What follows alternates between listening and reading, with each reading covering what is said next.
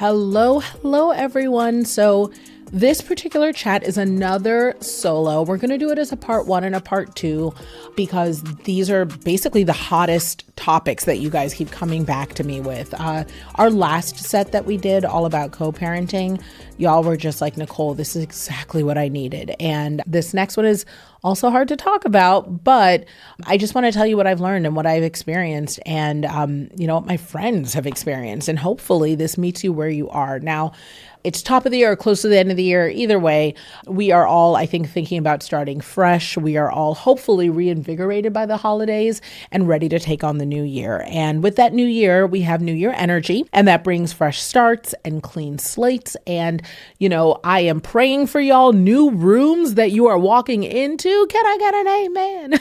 Right? Hopefully y'all are there like, yes, Nicole, right? But I also want to let you know that one thing I've learned about divorce is a girl's got to receive the transition. And a transition is going to include things that you may not anticipate. And with me, divorce didn't just change my marital status, it shifted my entire ecosystem. And when I say ecosystem, I mean every single relationship on my docket, my relationship with my children, my relationship within my business, my relationship with my sibling, with my relationship with my family, with my friends.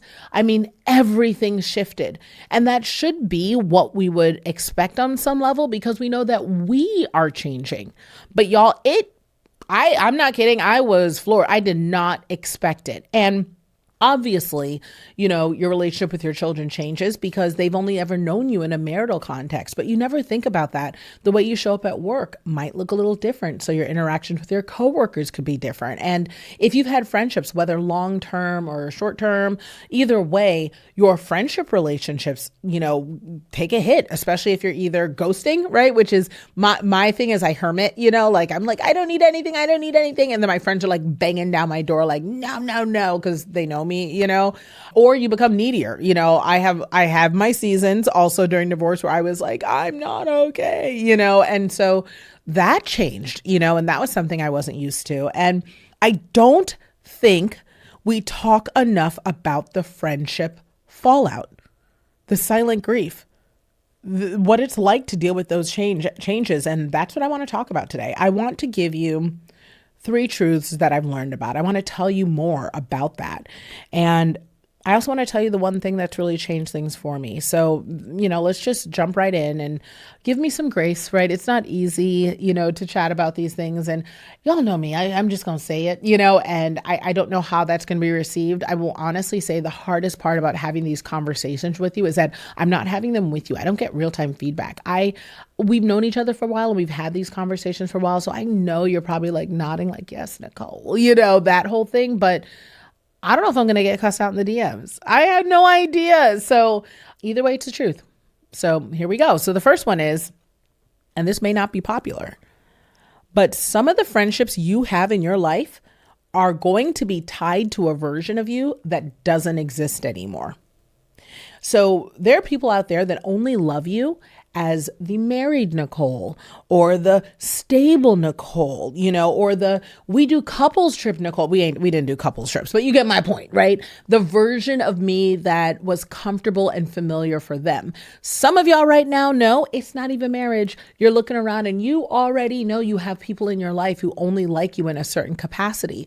Listen, we're going to keep it super, super real. Some people only like you when you are big and overweight and not taking care of yourself. I was in a relationship where at one point, my partner said to me that they loved me most when I was hurting, vulnerable, and in pain because they knew how to love that version. They felt like they knew where to stand in that version. But a strong, healthy version of me was not something they were familiar with. Y'all, the amount of therapy, the fact that I stayed, but I'm telling you, that's what I mean. There are literally people in your life Guaranteed. I wish I could say it was different, but guaranteed there are people in your life or who will arrive in your life who, when you decide to make shifts that serve you, will have an issue with the fact that you are shifting out of something that is familiar and comfortable and easily navigatable for their definition.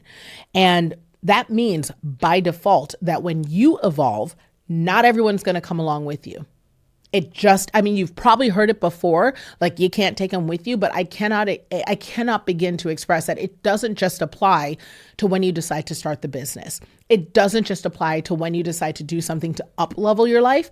It also applies when you do something to course correct your life, or when you do something to fix something you're not happy about, And so I want to let you know that the fact that people don't come with you to this second chapter, this new life post-divorce or post-breakup or post-breaking up with, an old version of self, which I think some of you may be doing at the top of this year, that is not a failure.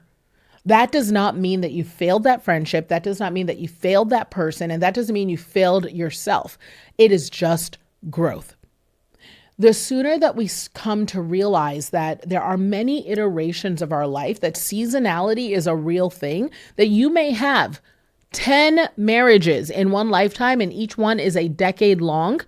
How does that minimize? Look, I live in LA. If you can stay married for 3 years, that is legit out here. Okay. People are like, that is a real marriage. Like you must have loved them down, right? So to look at someone and minimize that, those marriages weren't serious. Well, if they are 70 years old and they were, got first marriage at 30 and had a new partner every 10 years and they changed and shifted and each relationship was a reflection of that, how can I sit there and diminish the many versions of themselves that they've come to discover and love? And the same thing applies to you. Now, granted, y'all know me, I'm a romantic. I love the idea of there just being one person. And, I'm grateful because I think I found my person. And, I pray that I'm married until my very last day. But I also am not so foolish as to not think that evolution is real. And I'm hoping that you are hearing as you are branching out into whatever goals or dreams or aspirations or course correcting in this coming year. Be prepared for people to fall aside. And it'll literally have nothing to do with the wise choice and worthy work that you're doing for yourself, and everything to do with the fact that they are just used to the other version of you and they cannot wrap their head around the fact that you're doing this other thing, which leads to the next part, right? The next part is, and I can't emphasize how valid this is, people reveal their alignment when your life changes. I'm so serious. And I don't know if this is like crossing 41 that makes me, more forthright about this, but I used to be so worried to say this because I didn't want to seem like I wasn't humble and I didn't want to seem like I was full of myself. And, I worried so much about that perception of, what it sounds like to say like, no, like people may have insecurities. People may have been jealous of your life. People may be haters. That is a real thing. It is a real thing. Listen, when I learned that your own spouse, that your own family, that your best friends, that, jealousy is not specific and stipulated with a certain amount of distance from you relationship wise. You can, some of y'all have husbands and spouses that are actively jealous of you. It is part of why they're diminishing your dreams. It's part of why they are serving as a roadblock. And it's also why God isn't giving you certain blessings, because he knows that you can't be a steward of those blessings while attached to somebody who's going to undo them at every turn. And so I say that to let you know that because jealousy does not discriminate in who is the bearer of it, you better believe that you shouldn't be surprised that post-divorce, some people are not going to be supportive of your joy, of your freedom, or of your glow up, because it just will trigger their own insecurities. I mean, I'm not kidding. I know that there are some people who, no, you know what? Let me not even use some people. I'll use myself, right? Myself. When I was in my marriage and my marriage wasn't going well, right? This is in my first marriage. I absolutely tried to avoid content, certain experiences, certain people that I knew were all up in love. I knew it because it did not feel good at the peak moments where I know, like, I couldn't even watch rom-coms. Okay. Like if I watched The Notebook, I wasn't just crying about what happened on screen. I was crying about what was happening in my own home, because I just could not. I mean, you couldn't even convince me that love was a real concept if it wasn't for the fact that I love my kids. When I tell you the way that I love my kids, I said, I know this is a different love from a romantic love, but I know love is real, right? I know it's real. And you all know, like, I'm a God girl, like, because of my faith also. Like, I believe that love is real. But finding someone who would love you like a marital relationship where people authentically loved and liked each other, I was like, like people just kind of make it work on paper, if they're generally compatible. But for the most part, it's not like the delirious things is for the movie. The like crazy love is for the movies. I did not realize you could have that in real life. You could feel all like butterflies could be real. And when I tell you that also manifested itself into me trying to avoid certain spaces. So if I had friends who were like super duper happy in love, like I would go support their things because, I'm still their friend. I would still want to be part of their moments and celebrate them and be happy for them. But was I taking my partner? Heck no, because I did not want to be in that environment and have it just further trigger. Or sometimes I was worried about the context of if you brought a relationship that I knew was kind of smeary and stained and put that next to this glowing thing, would it just amplify the visibility of my problems? And the answer is, I don't know, yes or no, maybe it would have, but either way, the fact that I even had the thought was the problem, and I want to let you know from the outside in, other people may feel this way about you. If you are going to them and you are taking steps in a season where they are wondering whether or not they need to take those steps, if you are here, not only having taken those steps, but starting to thrive because of them, oh yeah, they might be like, I need to social media put you on mute, because if I see you thriving post relationship, and I'm over here still in that relationship hardship, I can't be around you. That friendship's going to have friction. And I also say this knowing that some of you, don't just listen to the podcast, right? Which I love you for. Thank you. Thank you so much for subscribing. And some of you just watch on YouTube. Love you for that too. But some of you have been following me on Instagram. And you've been following me on Instagram, TikTok, Facebook for like 10, 15. We're just going to stop at 15 because we don't need to date myself, right? Okay. Like nobody's asking me to do math, but it's been a long time. So you've seen me through before I had the girls. Like we're talking, it had to be 3 years after my marriage. So like you've seen me from the beginning, the first marriage, right? All the iterations. And when I tell you, this is part of why I'm talking about this divorce stuff candidly now, is because I've gotten to the place where I'm getting a different type of message from y'all in my inbox. And the message has more to do with, Nicole, I see that you actually made it. I'm not even gonna knock you. I'm not gonna hold you on the shade of that. Okay, because I get what you're saying. You're saying you've watched me all this time, maybe silently rooting for me. Some of you watching to see if it's a train wreck. That's legit. I get it, to see if it'll actually happen. And some of you have been watching to see if it's real. Can she actually make it out of this thing? Can she still keep the family together? Will she meet someone new? You've been watching, right? And some of you now are in my DM saying things like, Nicole, I can't believe you made it. I'm going through my own shit. I think this may be me. The number one question I always get is, how do I know if it's time? How do I know if I should be filing? Or I know I should be filing, but what do I do? And I always have the same answer, and I'll give that to you now in case that's on your mind. One, I say all of this as a proponent of love and a fan of marriage. So I do not advocate for divorce, but I definitely advocate for you to feel the love and show your children the love that you deserve. And I always say it's hard to stay and it's hard to go. So don't think that choosing one answer means easy. Just make sure that you're choosing the answer that is right. And whenever you decide to make that decision, it's the right time. So know that when it comes to your friendships, if this is something that you may have been watching online or, had the thought of, you better believe other people are doing this to you. Even if it's not in relation to a divorce situation, if you've decided to take on any goals this year, if you decided to have another baby, if you decided to buy a new home, buy a new car, sign up for a new course, start a new business, you name it, be aware that there is going to be someone in your midst, and I keep saying there's going to be, I pray that there isn't, right? I pray that you all have, evolved, insulated, created an environment where you have nothing but cheerleaders around you. But I also want to let you know your greatest cheerleader can turn into your biggest critic if you hit on a particular nerve or topic in their seasonality that causes friction. So I just want you to be prepared in advance that people will show their alignment when your life changes. And I want to let you know that some people need you to stay small, to stay overwhelmed, or to stay dependent on them in order to feel comfortable in your life and interacting with you. They don't know where they fit.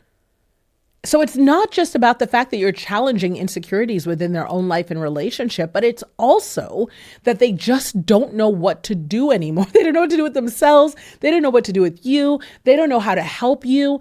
Some of them are completely just at loss for what they're seeing. I can tell a story of that myself. I had a really good friend from high school who, when I was in my mid-20s, I believe it was, which when I look back on it is pretty dang young. She got married very early on and her husband passed away unexpectedly. And it was tragic and it was sad. And, and I provided the support that I could at the time at 25. I couldn't even wrap my head around the, horror of what that was. But I reached a point where I didn't even know how to support any longer because, again, could not wrap my head around what that grief and trauma was like. And I provided support sort of above and beyond what I thought I could do, But after a certain point, I was like, I can't do this. And then I got the girls and all that. And I know that was hard because, all I could communicate was, I don't really know how else to help. And I'm so sorry, and I wish I could do more.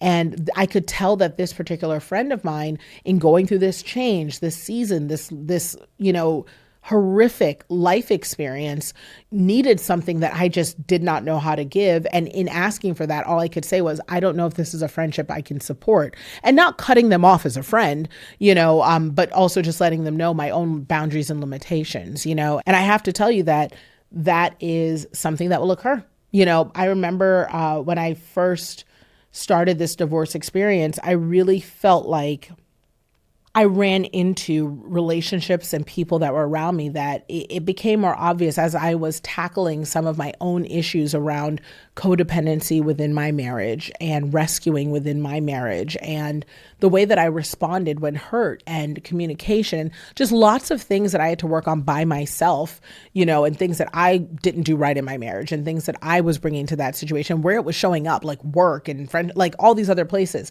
As I was doing that, I also realized there were people who benefited from my broken state. And there were people who benefited from me being at my worst. And even if they were willing to continue the friendship, I needed to end the friendship. And that is when I tell you that is a plot twist, when you think you're just divorcing one person, but you realize you've got to divorce an entire mindset and anyone and anything connected to that mindset. And it feels nuts. It absolutely feels nuts because, people will also give you a really hard time about that. Like, oh, you're cutting people off and what does this look like? And, man, you've changed so much. You left everyone behind, you all of this.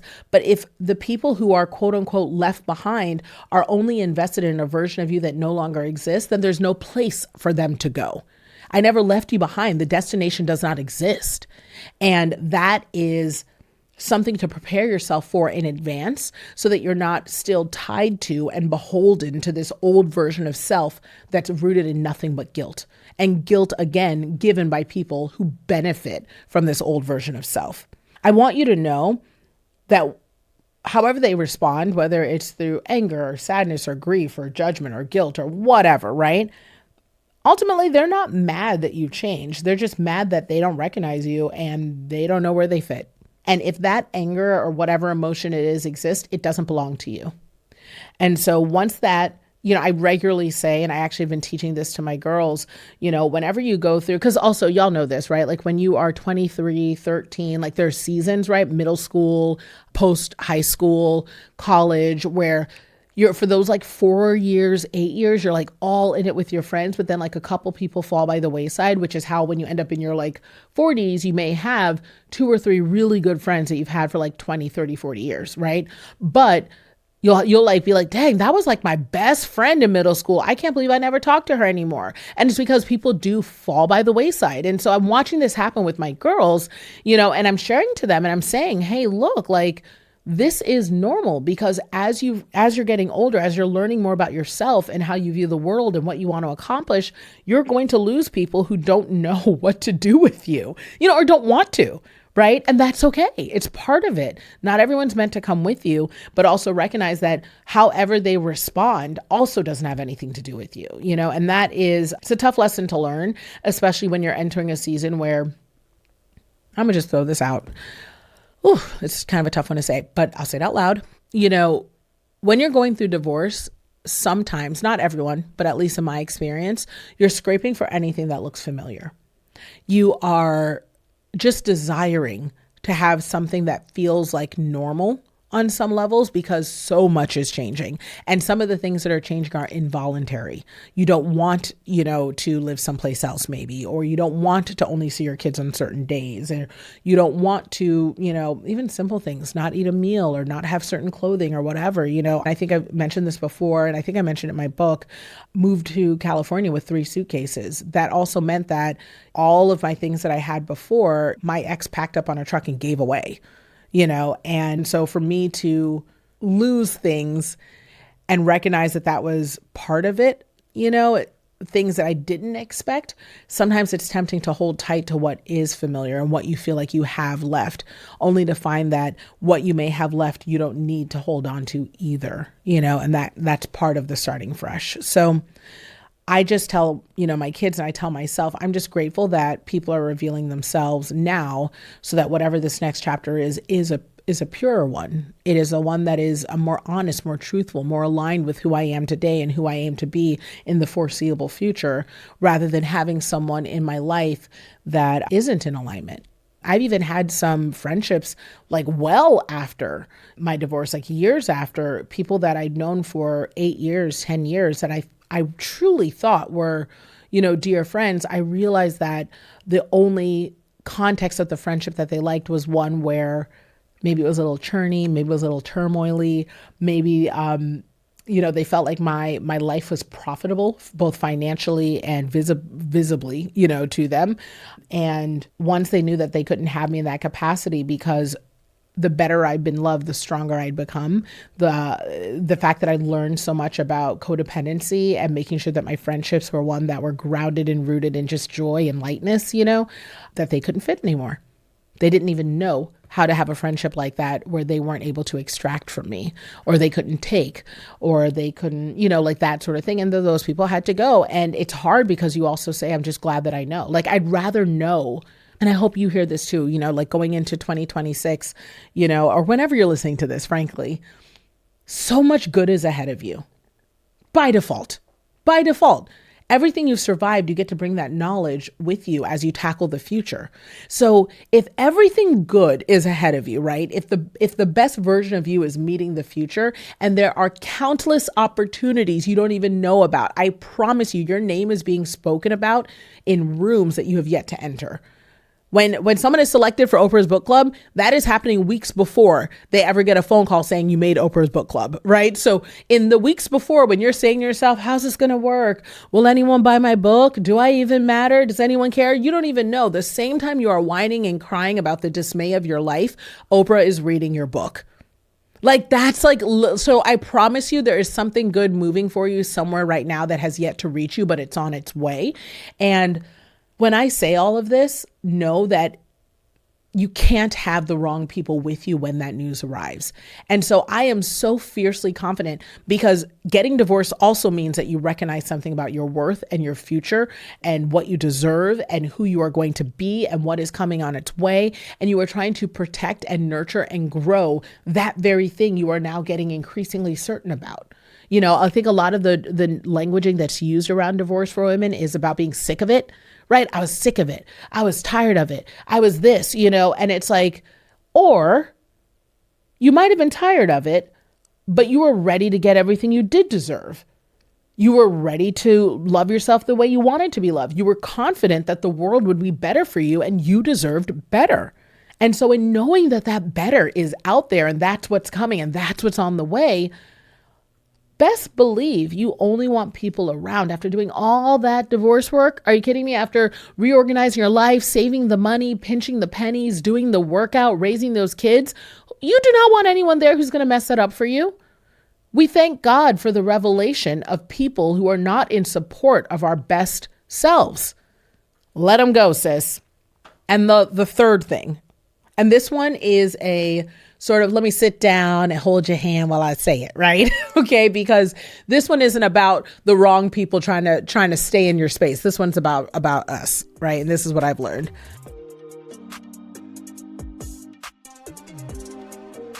Some friendships were not built for depth. They were not built to go deep. They were not built to be by your side in that way.